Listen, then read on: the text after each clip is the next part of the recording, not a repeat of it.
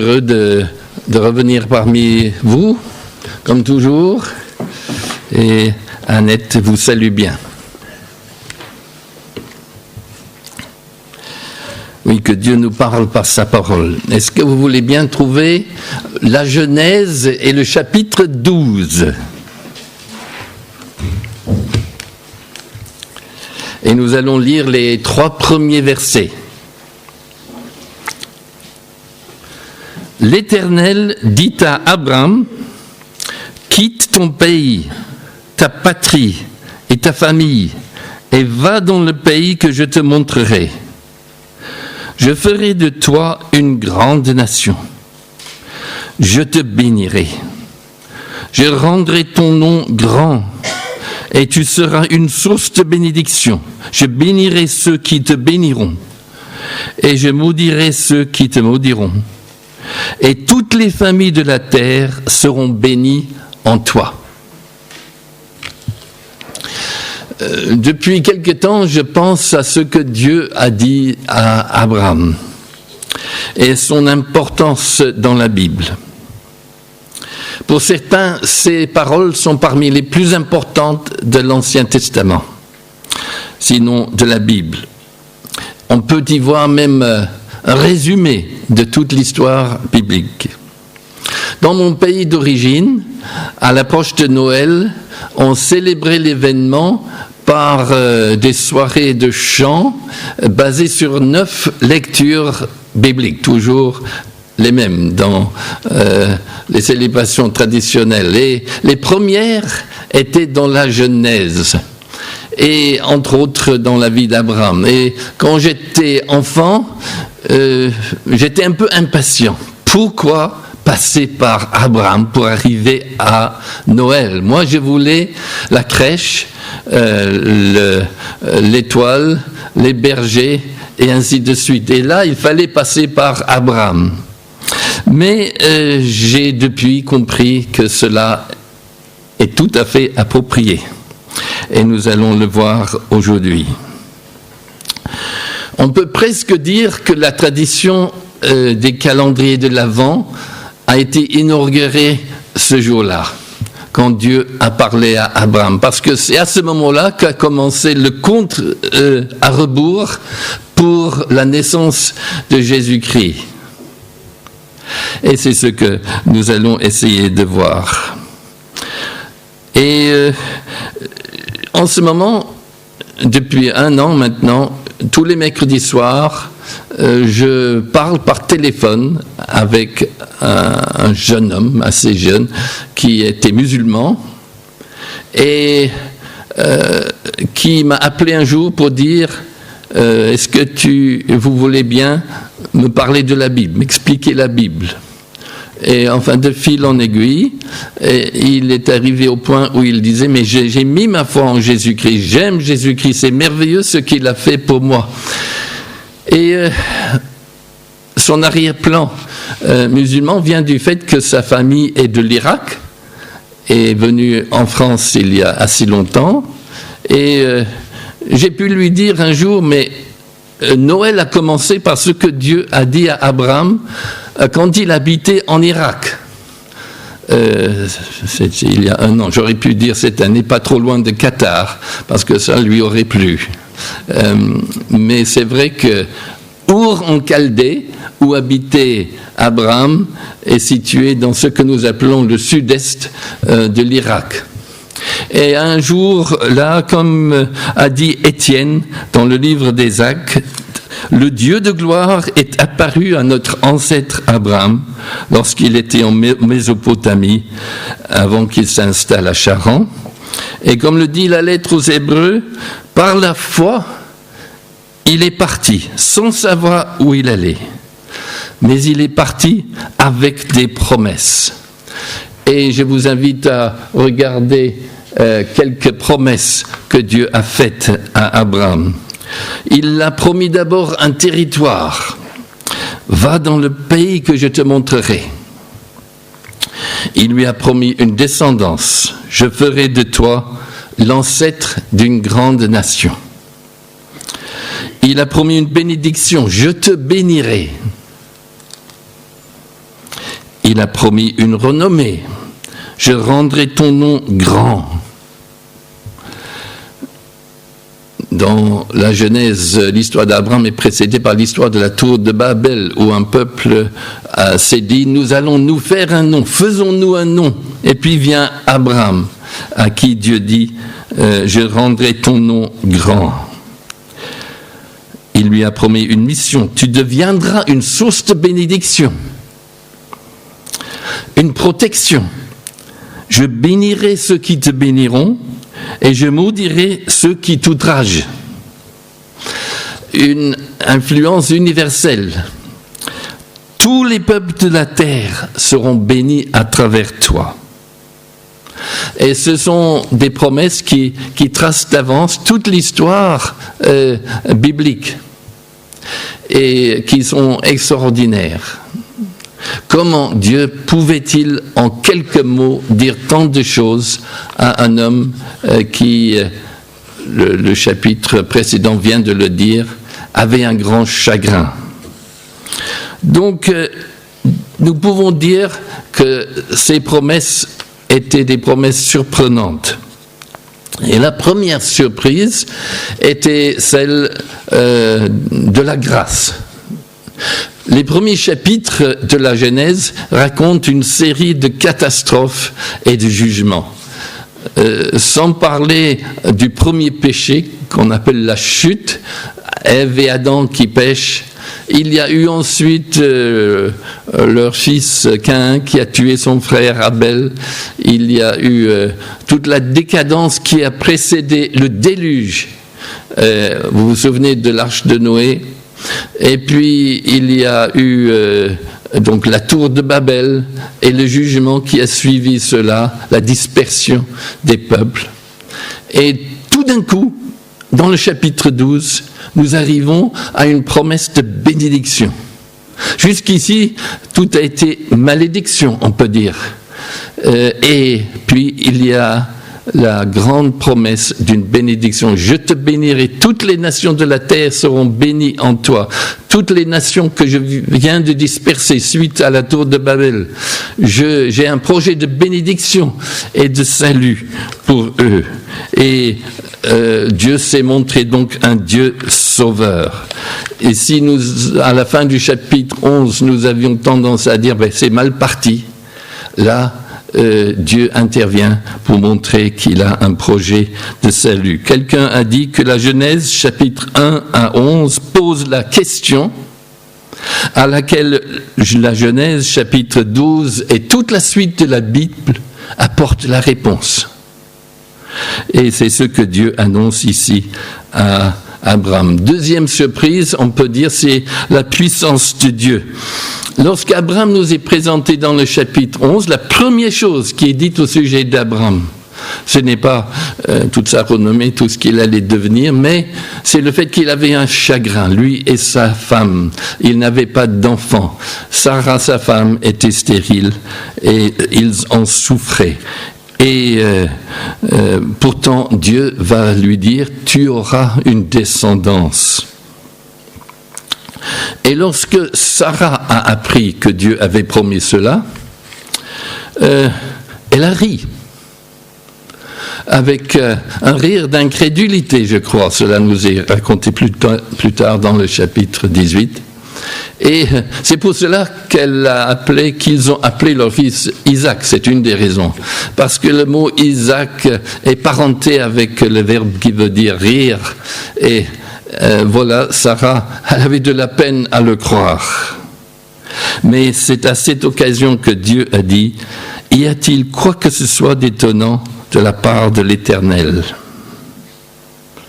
Je ferai de toi l'ancêtre d'une grande nation.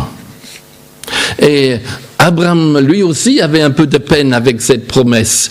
Et le jour est venu où il n'en pouvait plus de patienter. Et il a dit à Dieu, mais qu'est-ce que tu vas me donner ? Je n'ai pas d'enfant, je n'ai qu'un serviteur. Comment est-ce que tu vas faire pour que cette promesse tienne ? Et Dieu lui a dit, mais regarde vers le ciel. Il faut comprendre le ciel nocturne. Tu vois toutes ces étoiles et je rendrai tes descendants aussi nombreux que les étoiles du ciel. Compte les étoiles, si tu peux les compter. J'aime bien cette petite expression, si tu peux les compter. Abraham, donc, entend dire que sa descendance sera aussi nombreuse que toutes les étoiles qu'il pouvait voir à l'œil nu. Et puis vient le grand moment où Abraham dit à cette occasion, « Je crois ». Et Dieu lui a dit, l'Éternel lui a dit que cela lui serait compté comme justice. Il eut confiance en l'Éternel et cela lui fut compté comme justice. Ça, c'est une phrase qui revient 4 fois dans le Nouveau Testament pour nous inciter à voir que notre foi en Jésus-Christ est capitale. C'est par la foi que nous sommes sauvés, c'est par la foi que Dieu nous justifie, nous acquitte de nos péchés et nous rend justes à ses yeux. Finalement, donc, Dieu a donné à Abraham et Sarah un fils, Isaac, et il voit le début de l'accomplissement des promesses que Dieu leur a données. Et lorsque nous aussi, nous avons un peu de peine avec les promesses de Dieu qui sont si extraordinaires, le Nouveau Testament nous dit que ce sont des promesses grandes et précieuses. Eh bien, quand nous pensons à la grâce de Dieu qui n'accomplit pas ses promesses en fonction de nos mérites, mais dans sa bonté. Et quand nous pensons à sa puissance, il peut tout faire. Rien ne lui est impossible, rien n'est trop dur pour l'Éternel. Eh bien, les promesses de Dieu, nous pouvons y mettre toute notre confiance. Mais poursuivons. Les promesses annoncent la venue du Messie, le Sauveur, Jésus. Et on peut se dire, mais déjà Jésus ? Nous sommes dans la Genèse et au chapitre 12. Mais Dieu avait dit à Abraham, mais tu deviendras l'ancêtre d'une grande nation, de peuples nombreux, et cette postérité va s'étendre. Déjà c'est très bien, mais plus tard, Dieu va réitérer sa promesse, avec une formule qui laisse entendre que la postérité dont il parle, qui va être en bénédiction à toutes les nations, est au singulier. Et c'est ce que dit l'apôtre Paul au chapitre 3 des Galates.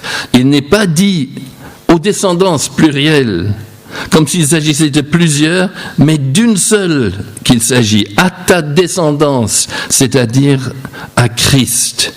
Alors, quels que soient les problèmes linguistiques pour comprendre ce qui est en train d'être dit, nous pouvons comprendre que dans cette promesse d'une postérité, il y aurait tant de bénédictions. Dieu était en train de promettre qu'un descendant, pas seulement une descendance, mais un descendant d'Abraham serait une source de bénédiction pour toute la terre. Et cela se voit dans la première phrase du Nouveau Testament. Généalogie de Jésus-Christ, fils d'Abraham. Et puis la généalogie suit. Alors nous pouvons voir dans ces promesses des détails qui nous rappellent la naissance de Jésus-Christ. Où est-ce qu'il est né ? Il est né à Bethléem et pas à Béjing. Pourquoi ? Parce que Dieu a accompagné la promesse d'une terre. C'était la terre promise, c'était Israël. Donc, entendu, avec cette descendance, il y aura un lieu d'habitation. Et c'est là, dans cette région, donc, que Jésus est né. La lignée dont il ferait partie, donc la lignée d'Abraham, et Jésus, le premier chapitre du récit de la Nativité dans l'évangile de Matthieu insiste que Jésus donc est né de la descendance d'Abraham. Et l'étendue de son influence, tous les peuples de la terre sont bénis à travers toi. Combien cela est vrai. Jésus donc est né à Bethléem, un petit patelin, mais son influence s'est étendue à toute la terre. Nous en parlerons. Et il est fascinant de voir comment, dans l'Ancien Testament, la venue du Messie, du Sauveur, est souvent présentée comme la venue d'un enfant, d'une descendance. Même à Ève, dans le jardin d'Éden, ou plutôt au diable, Dieu dit la descendance de la femme va t'écraser la tête et tu lui blesseras le talon. Donc, une promesse remarquable. Un enfant naîtrait, un être humain qui vaincrait le malin, mais qui en même temps serait blessé lui-même. C'est ce qui s'est passé à la croix. Mais surtout à partir d'Abraham, il y a cette promesse d'une descendance. Et puis plus tard de David. Un rameau poussera de la souche d'Isaïe, donc de la famille de David. Et à David lui-même, il était dit qu'il y aurait un enfant de sa descendance qui régnerait pour toujours. Et puis, la promesse insiste, car un enfant nous est né, un fils nous est donné.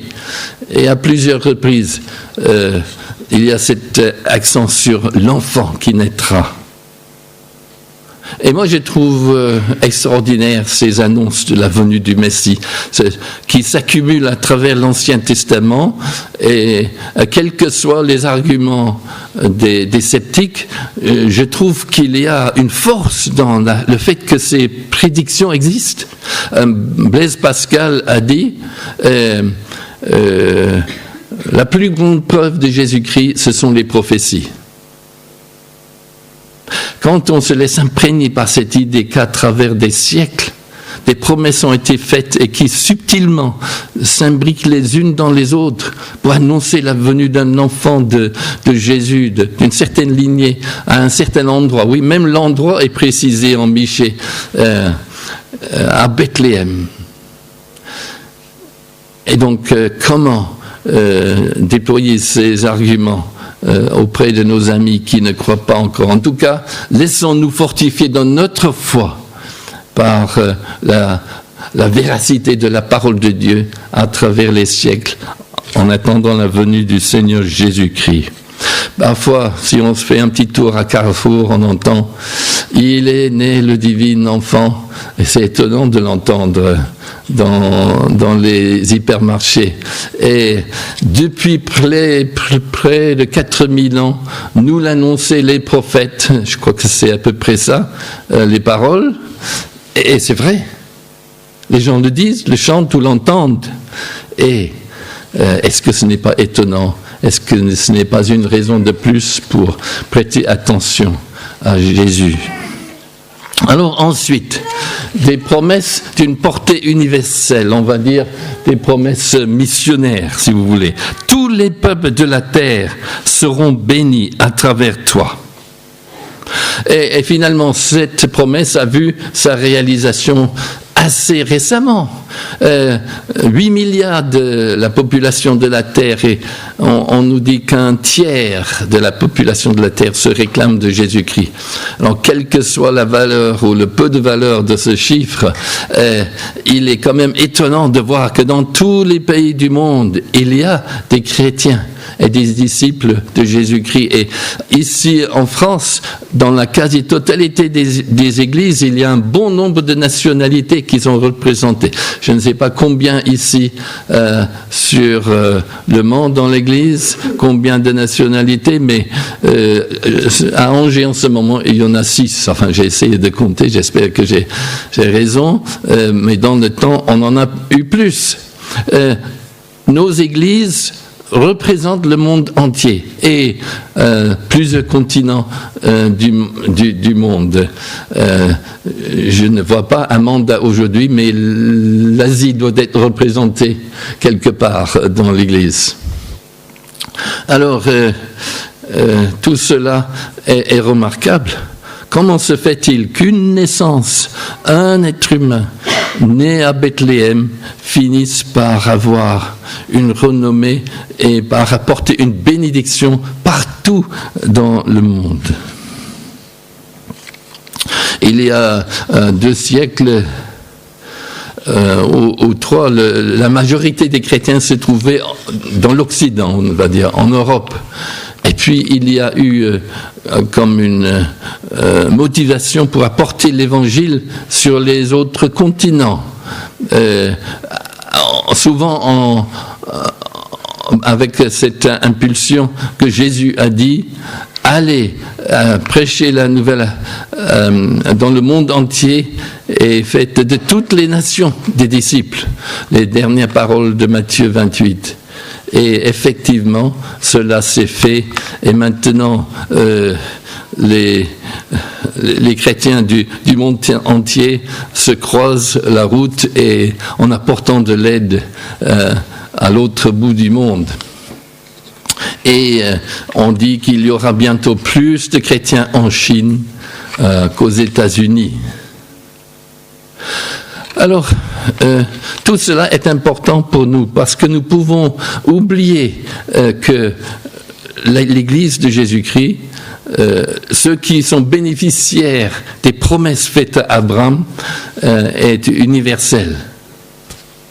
Et cette semaine, lundi et mardi, il y avait une rencontre à Paris de représentants de différentes églises évangéliques en France sur le thème de la mission. Qu'est-ce que cela peut signifier, la mission au près et au loin? Et je regrette que je n'ai pas pu y assister. Mais il était important aux yeux des responsables de cette rencontre d'éveiller les églises pour prendre conscience du caractère global de l'Église de Jésus-Christ. Vendredi dernier, il y avait dans nos églises CAEF un webinaire qui était consacré à la mission et à ce qui se passe dans nos églises partout dans le monde, et c'était fascinant.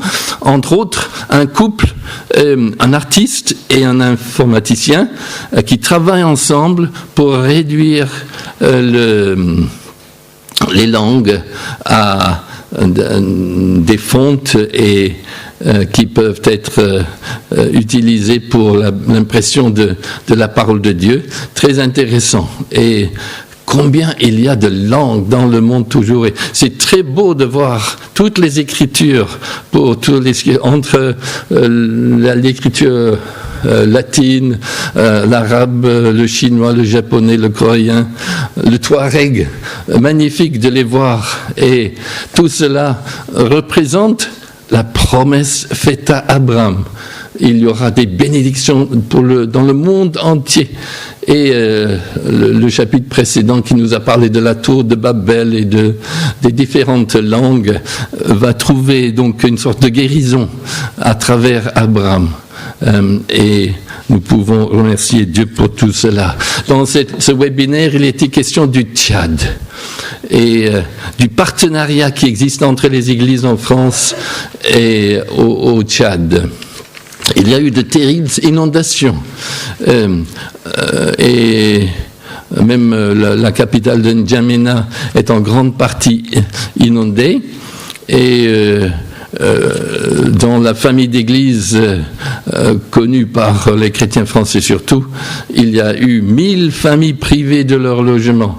16 églises sont privées de leur lieu de rencontre. Et donc les églises CEF en France ont contribué 10 000 euros pour apporter un peu d'aide. Des églises en Suisse et en Allemagne, 16 000, donc 26 000 euros ont été tout de suite envoyés à ces églises au Tchad. Et maintenant, le fonds d'entraide va être reconstitué. Seulement, tout cela fait partie de ces partenariats qui sont merveilleux parce que des chrétiens ont gardé dans leur cœur cette vision d'une église globale, mondiale, universelle, les Nations Unies avant le jour, en Jésus-Christ. Alors, que Dieu soit loué pour cela. Je trouve cela très touchant. Jésus a dit, cette bonne nouvelle du royaume sera proclamée dans le monde entier pour servir de témoignage à toutes les nations. Alors viendra la fin. Je pense à l'Apocalypse, où il y a comme un écho des promesses faites à Abraham par une vision d'une foule autour du trône de Dieu. C'étaient des hommes de toutes nations, de toute tribu, de tout peuple et de toute langue. Que Dieu nous aide donc à ne jamais lâcher cette vision d'un peuple universel rassemblé autour du Seigneur Jésus. Et puis, des promesses qui nous interpellent, pour terminer. De plusieurs manières. Non seulement en nous invitant à regarder plus loin que notre coin, aux nations du monde, mais déjà en nous posant la question, est-ce que moi je suis au bénéfice de cette bénédiction qui est promise pour ceux qui croient en Jésus-Christ? Est-ce que je fais partie de ces peuples? Le Messie est venu maintenant. Le descendant d'Abraham, par excellence, est venu. Et il y a une telle correspondance entre tout ce qui a été dit à Abraham et ce qui se voit dans le monde parmi ceux qui croient en Jésus-Christ, que cela nous pose la question, et moi, est-ce que je fais partie de cette vision? Et ensuite, en voyant la manière dont Abraham a répondu à l'appel de Dieu, Dieu lui a dit, quitte ta famille, quitte ton pays, quitte ta patrie, va dans le pays que je te montrerai. Voilà un homme qui, entraîné par la volonté de Dieu et le projet de Dieu, a accepté des renoncements. Et finalement, la volonté de Dieu, le projet de Dieu est tellement immense que tous ceux qui croient en Jésus-Christ passeront par des périodes où ils se rendent compte qu'il y a des renoncements à faire, petits et grands. Je ne veux pas dire que tout disciple de Jésus-Christ est appelé à quitter son pays ou sa famille, mais il y a des renoncements. Et parfois à Noël, il y a une sorte de nostalgie qui s'installe et on se rend compte que le cours de la vie et la volonté de Dieu nous ont séparés des personnes et des lieux qu'on aime.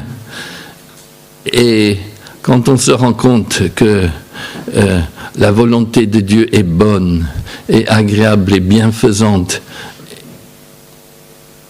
nous pouvons l'accepter beaucoup plus facilement. En tout cas, pour toute personne qui croit en Jésus-Christ finira par se dire, oui, si je vais suivre Jésus-Christ, je dois accepter d'être séparé de ceci ou de cela, de celui-ci ou de celle-là. Et c'est cela qu'Abraham a fait. Quelqu'un a dit, Dieu a tellement aimé le monde qu'il a appelé Abraham. Mais bien sûr, il laissait entendre que surtout Dieu a tellement aimé le monde qu'il a envoyé Jésus-Christ. Donc, pour bien arriver à Bethléem, il fallait passer par la Mésopotamie, mais c'est une très belle histoire pour la gloire de Dieu.